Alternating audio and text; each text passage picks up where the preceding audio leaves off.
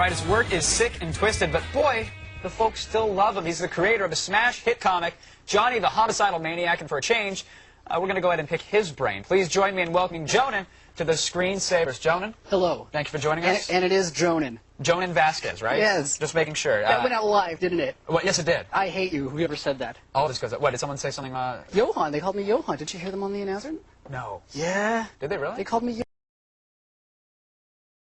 Johan. Oh, I'm so sorry we would do that to you. Yeah. Why would you actually do a television appearance? This interview is over. Aren't you supposed to be smashing stuff and anti-establishment, kicking cameras and breaking I think lights? I should just be drawing comics. Ah. Well, yeah. let's start with that. Which isn't as exciting as smashing up the furniture, but if I had known that I could have, I would definitely love to At the try. end of the interview, we'll go rock smashing up some stuff. We'll play some hard metal and let you go at it. How's that? Lovely. Oh, the producers are in my ear. They're saying no. I'm sorry. Sorry. Johnny the Homicidal Maniac. Tell me about it. That's pretty much. Would you consider that your start? Was that your first breakout hit? It was my first comic. Was it? Yeah. It was. That was '95. That was the first series that I had done with slave labor graphics. Previously, it was in a magazine called Carpe Noctem, but it was not as widely distributed as the comics got, and that was my start. That was pretty much it. And is there a story to how it was created, or was it just? Hey, this looks kind of cool. Let's kill people. It's just, well, yeah, it's cool to kill people. You know, that's my. Remember, kids, it's cool to kill. Oh, sorry. Yeah, really. Was there a concept behind it, essentially? He was basically a holdover from high school. I drew comics and just single-page strips in high school, and he just survived post high school years and ended up becoming the main character in the series. He was the one that slave labor was interested in. My publisher, Slave Labor Graphics. And now it's 10 years later. It's the anniversary, right? I mean, you apparently were so psyched about it, you didn't even really know it was the anniversary. Is that true? No, I didn't. I had no idea. It wasn't until my publisher emailed me saying that this year he wanted to make a big deal out of the 10th anniversary of Johnny for the San Diego Comic-Con, and I had no idea. I was doing other stuff, and I haven't been waiting for the 10th year anniversary to come up. Right. Are you surprised that people are still interested and that you're getting perhaps even new readers to the series? Very. Yeah. I mean, my biggest question is who doesn't have the book by this point? Right. But it still sells at 10 years afterwards, which is, it's bizarre, but it's also, it's very cool. Right.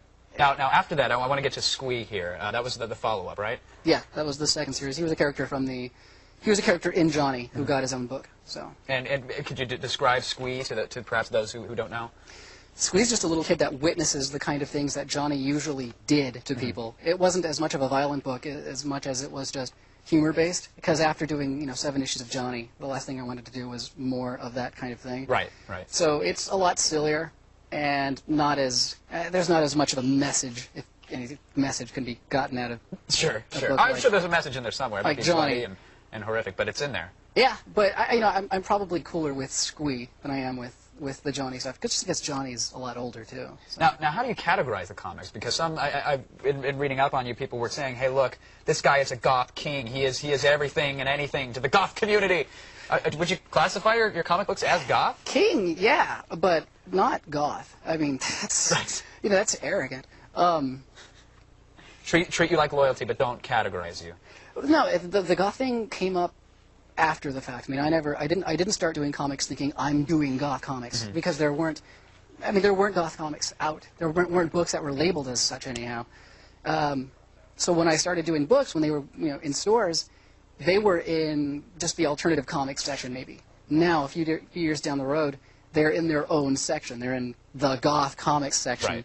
Which, you walk by it and you hear weeping kids, and there's a lot of white makeup. There's just blood all over the floor. Yes, exactly. Dead children. And well, speaking of the children, Invader Zim.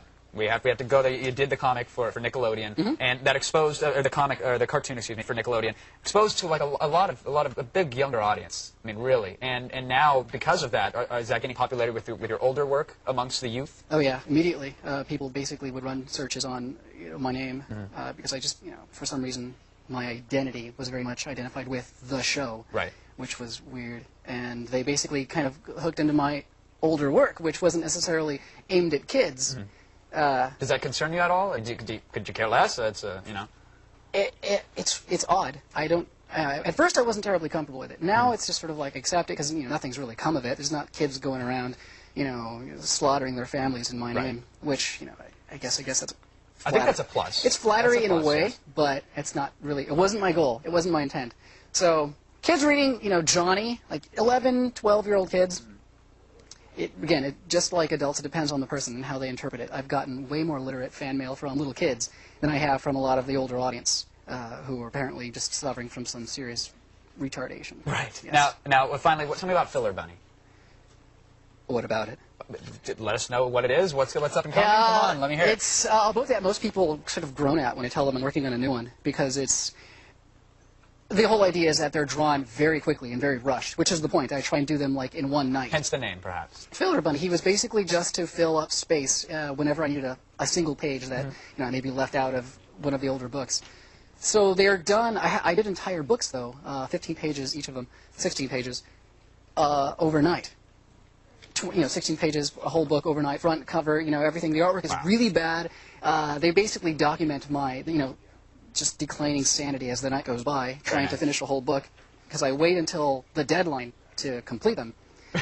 So you back yourself up against the wall just to churn one of them out, essentially. Yeah, the results just being some of my more horrible work, which I like. I like seeing something that just goes horribly wrong. Right. If that's the point. Then you should definitely tune into the Screensavers more often.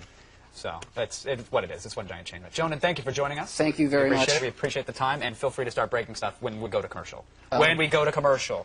Thank you. Okay. If you want more bizarre brain filler, just go to slavelabor.com where you can find Jhonen's comics. And Jhonen will join us later on to take some of your calls, so start dialing. Now, still ahead, we'll check in with the girls from Surf Illustrated online magazine. They're here making waves in our LAN party. And up next, Kevin Rose has all the details for building her own portable USB cell phone charger. So stick around.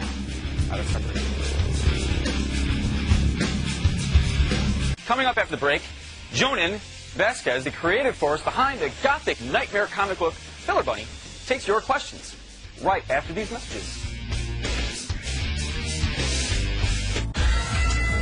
All right, I'm back with comic book creator Jhonen Vasquez, and you're ready to field some calls from our viewers? No, but let's do it. All right, good. Let's do it. Jason joins us on the phone from Livermore, California. Jason, are you there?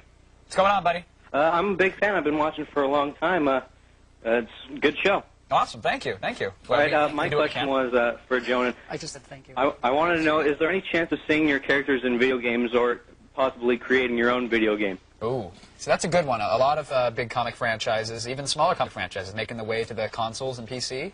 You're a gamer, right? You're into the gaming action? Yeah, a huge gamer. What do you play? We were just doing some Halo 2 outside in the Nice. lobby. Nice. Not my favorite, but Well, I was playing it.